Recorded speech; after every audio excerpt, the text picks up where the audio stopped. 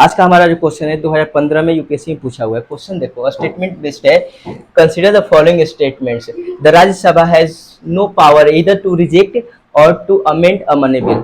देखो ये स्टेटमेंट सही है कि गलत है, आप ध्यान से देखो, अगर आपने पढ़ा होगा, बढ़िया से फाउंडेशन किया होगा तो पता चलेगा। सेकंड स्टेटमेंट जो है वो the Rajya Sabha can not vote on the demands for grants. The Rajya Sabha can not discuss the annual financial statement. कौन सा सही है इसमें से? देखो अगर हम ध्यान से देखें, अगर हमारा जो बेसिक है वो सही है तो पता चलेगा आपको कि राज्यसभा हैज नो पावर इधर टू रिजेक्ट और अमेंड मनी बिल। मतलब कि राज्यसभा का पावर नहीं होता है, वो बस ऐसे समझाओ कि मनी बिल अगर है तो उसके ऊपर राज्यसभा कुछ नहीं कर सकता है। ठीक, सेकेंड स्टेटमेंट है Rajya Sabha can not vote on the demands for grants. इसे भी राज्यसभा का जो है वो काम नहीं चलता है, यानी कि ये सही स्टेटमेंट है। फर्स्ट और सेकेंड दोनों सही है। थर्ड स्टेटमेंट देखो, the Rajya Sabha can not discuss the annual financial statement.